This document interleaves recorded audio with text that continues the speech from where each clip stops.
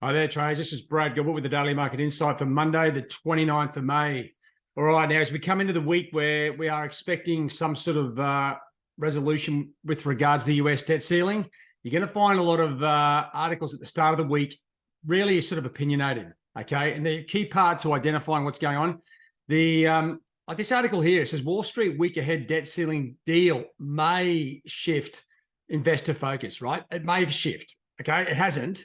Because if you look at the way the equity markets closed on Friday, they closed extremely strong, right? And if they're talking about further Fed interest rate hikes, well, it's not being reflected on the equity markets. So once again, this is a piece to sort of get things going. They do expect the debt ceiling deal to be done.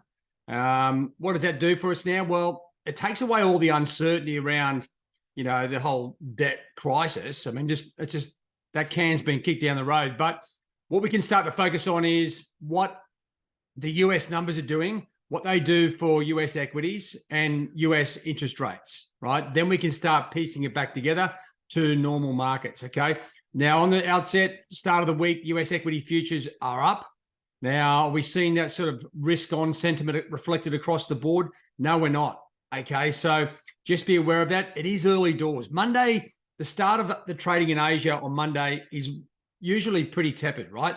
With all these weekend events, they're trying to factor things in. Now, if we just have a look at the charts before I come back to the data, key data this week. Now, looking at the global markets, the dollar continues just to cruise to the top side, right? Whether the market is anticipating further interest rate hikes by the Fed or whether it's the whole sort of safe haven proxy around the US debt ceiling, don't forget the regional banking story in the US has been buried whilst the US debt ceiling's been up. So that may sort of pop its head up again. But we have seen the US dollar, it is really cooked. I think it's gone as far as it possibly could.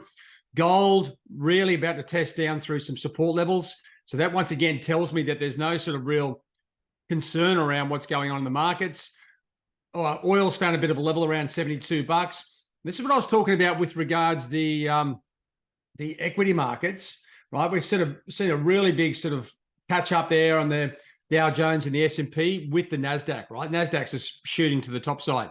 And it's all about, all the tech stocks and all this AI tech, mate, really driving growth.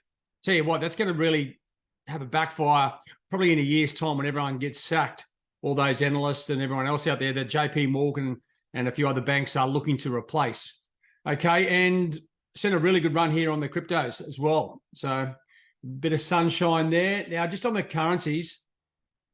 Okay, so once again, I think all week, last week, we had a situation where, okay, no one really wanted to challenge the dollar. It is cruising topside. You're seeing dollar yen go up, dollar Swiss, dollar CAD, okay, even with the strange movements in oil. And we're seeing the dollar strong against the euro, sterling, Aussie, and Kiwi. Now, we're going to work out once this US debt ceiling is agreed, where is the US economy and what are the Fed doing? Because if they've already factored in further Fed rate hikes, well, the only way these things can go is a reversal of what we can see.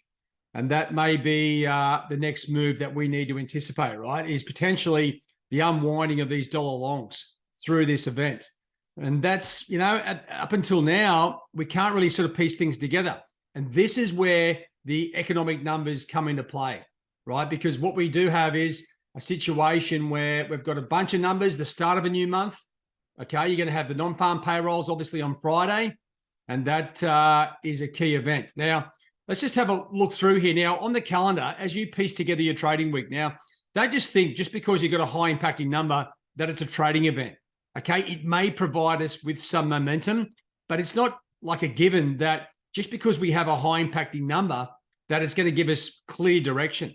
You have to factor in the technicals with the fundamental picture. And until this US debt ceiling is cleared up, you're going to see a bit of bouncing around, whipsaw action in the equities and some of these currencies. But let's just have a look at where action is. Now, it's Memorial Day in the US on Monday. So trading is going to be very quiet unless we see some sort of weird event over the next sort of day. And you're just sort of focusing down through the various numbers. Now, economic sentiment numbers, they have been a sort of bit of a priority. So keep an eye on those EU consumer inflation expectations, consumer confidence, and the sentiment numbers there. Now, I've got all the low impacting numbers in here as well, because there's a few diamonds in the rough here. The US numbers coming Tuesday through to Wednesday or Tuesday. You've got consumer confidence numbers, some house prices, and the S&P Case-Shiller home price numbers. Now, they're a big historical number. So if there's any sort of concerns on the US housing market, that's where you'll be looking. Come through Wednesday trading. Okay, some private sector credit numbers out of in Australia. These numbers aren't huge. This little number here, the ANZ business numbers in New Zealand, that is a number I watch, right? That's like it can have significant shifts in sentiment. If anything, I would expect that to be further negative with the recent rate hikes by the RBNZ. Depends on when they've done the consensus. Now, the Chinese numbers are coming into play, so keep an eye on those if you're in the Asian session. Now, this is why I've got the low impacting numbers in there with the high impacting. Have a look here on Wednesday. We've got the German states, right, coming through with their CPI numbers. Now, Germany is the key to the Eurozone, right? If we start to see a big shift in unemployment or the CPI numbers dramatically falling or rising, that's where you're going to see Euro move, right? It's not necessarily the big impacting EU numbers. It's these puppies here that really give the backbone to the Euro. And then coming through Wednesday, okay, you got the German inflation numbers. Once again, German numbers very important. Canadian GDP figures. And we've got Christine Lagarde speaking there as well. And this sort of starts to where by Thursday, right, this is the sort of, I think Thursday the 1st is the deadline for that debt ceiling to be raised. Hopefully we have some sort of resolution here. If we don't, it's just going to drag on. I actually think it's probably going to drag on an extra week just to really, give just to unsettle the whole political landscape, right? That's what this is all about, really. So you come into Thursday's trading, the news-wise is going to be very up to speed with the various updates on the debt ceiling. But then you come in, this private CapEx number in Australia is important, as is the retail sales figures. So Thursday, we will have some action there directly on the Aussie. Then we start to come down. We're getting close to the non-farm payrolls on Friday, right? But ahead of that, we've got the inflation numbers and employment numbers out of the EU zone. Now, these numbers here, right, it's more the German numbers that give us a greater impact. I have seen these numbers rarely, but when they do have a significant shift, it can have a major impact on the euro, right? So it's a little bit like the market cherry picks the times when they hit this, but the core inflation numbers, unemployment rate, et cetera, out of the EU, definitely worth having a look at on Thursday. Then you've got the early numbers, the early jobless numbers, right? The initial jobless claims, these labour costs and non-farm productivity. These are not the non-farm payrolls, okay? Don't get confused with that, because a lot of people go, oh, I just traded the non-farm payrolls. Well, you know what? You actually didn't, because they come out Friday. Now, Thursday, ISM manufacturing numbers, probably the last real number. You've got a whole heap of oil stocks, obviously important for the price of oil. See what's going on there. Then you come into with Friday's trading. The market's going to be very much anticipating or waiting for the non-farm payroll numbers. Okay, there's some home loan numbers here and some trade numbers out in New Zealand. I don't think they're going to really have too much of an impact with the non-farm payrolls coming up, right? And it's this month, the Canadian numbers, the Canadian employment numbers will be next week. So it does give us a clear direction to hit these numbers, the non-farm payrolls. And when I say hit them, I don't mean like trade the actual release necessarily, but trade them as far as the fundamental picture goes towards what the Fed might be doing. Now, of course, I'm sort of just brushing through the US debt ceiling. Hopefully that is resolved, because then these numbers can impact, right? With that US debt ceiling sort of just boiling away, we may see some odd price action, and that can really unsettle the equity markets, the currencies, well, maybe some commodities, especially the ones that come up as safe havens.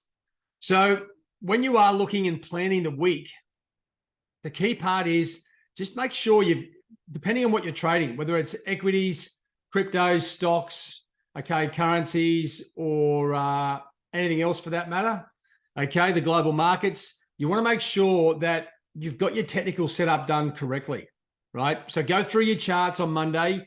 As I said, it is a US holiday. You've got plenty of time to go through this and fine tune it. And what I'm talking about, fine tuning it, is bringing the trend lines back into play where the current markets are. And you can actually really fine tune it. So you know exactly where the nearest trend lines are. You're prepared for the opportunity ahead, and you can start to see where those pressure points are, right? That's what trading's all about. It's about patience, discipline, and control, waiting for the key events, right? If I get this one up here, you can see this trend line here, right into play on Euro. So there are, when you come back through and you do, let me just get rid of this previous support line. You come back through and you can find a much better trend line there at 107.50 compared to 108, the figure, right? That's what you need to be doing on Mondays. Tune up your charts so you know exactly where the key momentum shifts will be around those technical levels. All right, so the good thing is it's the start of a new month. Hopefully we get some resolution around the, as I said, the US debt ceiling. It'll clear the air. The markets will re-engage and we'll be back in play. All right. Now, that's a little bit long-winded, but the key point is just take your time, right? US holidays, Mondays, big ones. Market isn't really going to move. All right. All right, guys, have a good week. All the best. Cheerio.